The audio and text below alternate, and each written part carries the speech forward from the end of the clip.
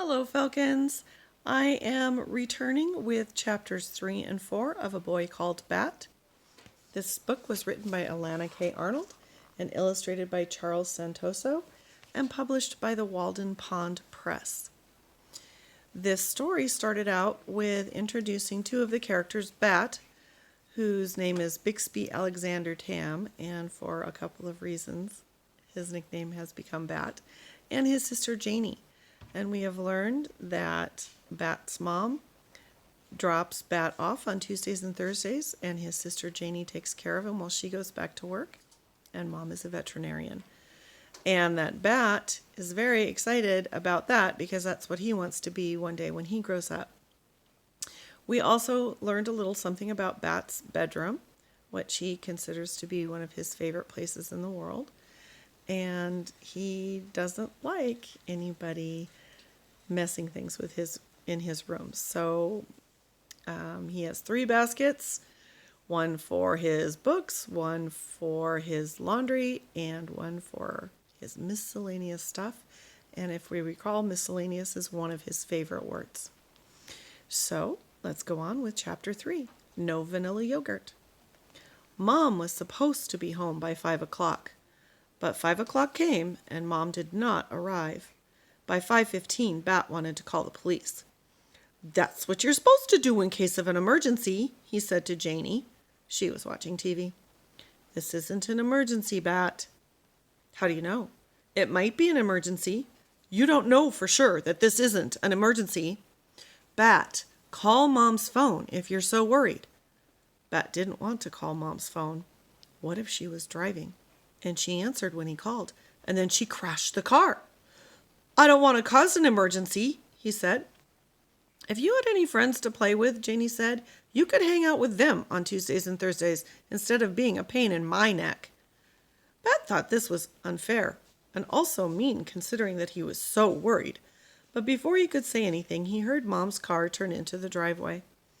A warm rush of relief flooded over him. He left Janie in front of the TV and ran outside. "Mom, you're late!" "Easy, Bat," Mom said, climbing out of the car. "No need to be angry." Bat wasn't angry. Not really. He was relieved. But instead of explaining this, Bat said, "Did you go to the grocery store and get more vanilla yogurt?" "I didn't have time," Mom said. That was the last straw. Mom was late and Bat was worried, and now no vanilla yogurt. Bat felt a ball of anger rising up in his chest, hot and hard and loud, wanting to escape through his mouth in a yell. His eyes squinted together and his hands dropped tight against the sides of his body. Mom put her hand on his shoulder and knelt down so she could look right into Bat's eyes. But Bat didn't want to look at her eyes. He didn't want her eyes looking at him. "Calm down, Bat," Mom said in her soothing voice, the one she saved for when Bat was getting really upset. "It's okay. I had a good reason for not going to the grocery store. If you can calm yourself down, I can tell you what it is." Bat didn't care what Mom's reason was. She should have gone to the store. She knew how much he liked vanilla yogurt, and it was her job to buy it for him. This is Mom calming down Bat. You can see he's looking pretty upset. Bat didn't have any money or a car. If Mom didn't buy him yogurt, there would be no yogurt. But then Mom said, it was because of an animal, a baby animal. Chapter 4. Is it a... "What kind of animal?" asked Bat. "You'll see," Mom answered. She walked around to the back of the station wagon and opened the door. "Is it a puppy?" asked Bat. "You'll see," Mom answered, taking out a cardboard box with air holes poked into the top. "Is it a kitten?" Bat asked as he followed her to the front door. "You'll see," Mom answered.